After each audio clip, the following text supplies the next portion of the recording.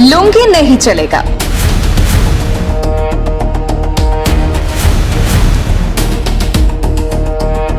লুঙ্গি পরে ভোটদানে কেন্দ্রীয় বাহিনীর আপত্তির অভিযোগ। নাপির প্যান্ট পরে ভোট দিলেন সিনিয়র সিটিজেন। কেন্দ্রীয় বাহিনীর বাধা ঘিরে বাংলার ভোটে নজিরবিহীন অভিযোগ সামনে এসেছে, তৈরি হয়েছে বিতর্ক। নির্বাচন ইতিহাসে প্রথমবার ড্রেস কোড নিয়ে প্রশ্ন, তাও নির্বাচন কমিশন নয়, কেন্দ্রীয় বাহিনীর ভূমিকাকে ঘিরে তৈরি হয়েছে আলোচনা। বাঙালির ঘরোয়া আরাম লুঙ্গিতে কিশোর কুমার থেকে শুরু করে জ্যোতি বসুও পরতেন লুঙ্গি। বাঙালির আরামের পোশাক লুঙ্গি নিয়ে এবার চাঞ্চল্যকর অভিযোগ দক্ষিণ 24 পরগনার গাইঘাটা বিধানসভা আসনে। কুচুলিয়া এলপি স্কুলের বুথে গ্রামের বেশ কয়েকজন প্রবীণ নাগরিক লুঙ্গি পরে ভোট দিতে এসেছিলেন। লুঙ্গি পরে ভোট দিতে আসা হিন্দু মুসলিম উভয় সম্প্রদায়ের ভোটাররা কেন্দ্রীয় বাহিনীর আপত্তির মুখে পড়ার অভিযোগ উঠেছে। লুঙ্গি নেহি চলেগা এমন মন্তব্যের জেরে বাড়িতে গিয়ে প্যান্ট পরে এসে ভোট দিতে হয় বলে দাবি প্রবীণ ভোটারদের।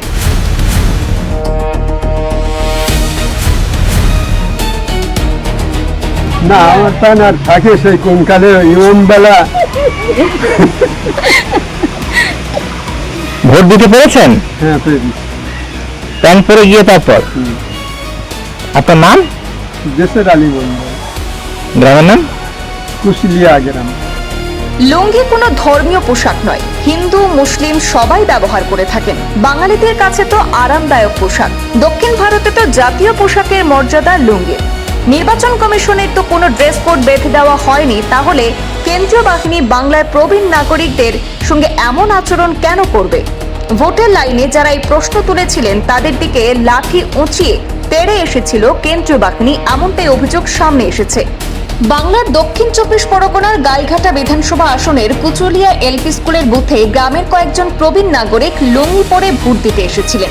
তাদের বুথে ঢুকতে কেন্দ্রীয় বাহিনী বাধা দেয় বলে চাঞ্চল্যকর অভিযোগ উঠেছে। পরে অনেকেই বাড়ি ফিরে পোশাক বদলে আবারও লাইনে দাঁড়াতে হয়েছে বলেও জানা যাচ্ছে। স্থানীয়দের মতে বিষয়টি শুধু পোশাকের প্রশ্ন নয়, বরং সাধারণ ভোটারদের সম্মান এবং অধিকার নিয়েও প্রশ্ন তুলছে।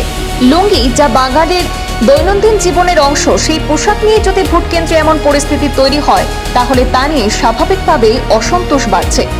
বিচিত্র এই ড্রেস কোড বিতর্ক বাংলার গণ্ডি ছাড়িয়ে গোটা দেশে বিতর্কের সৃষ্টি করেছে।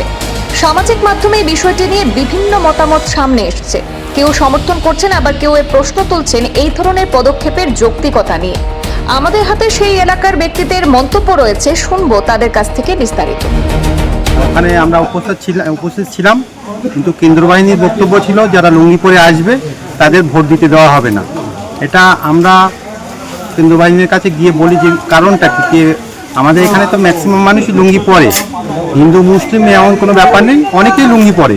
তা বৃদ্ধ মানুষ তারা তো আজীবন লুঙ্গি পরে এসছে, তাদেরকে বলছে যে লুঙ্গি পরে অ্যালাউ নেই, ভোট কেন্দ্রে যাওয়া হবে না। এবং এমনকি আমাদের কথা বলতে গেলে কেন্দ্র বাহিনী আমাদের বিরুদ্ধে মানে লাঠি নিয়ে তেড়ে আসে, মানে আমাদের কথা বলার সুযোগ দিচ্ছিল না। তারপরে অনেক আমজনতা একত্রিত হয়ে যখন প্রতিবাদ করলো তখন তারা বলল ঠিক আছে আমরা এটা বিবেচনা করে দেখছি। তখন তারপরে কিছু মানুষকে লুঙ্গি পরে অ্যালাউ করেছে, কিন্তু প্রথমে 2-1জনকে সকালের টাইমে যারা লুঙ্গি পরে এসেছিল তাদেরকে ভোট দিতে দেয়নি।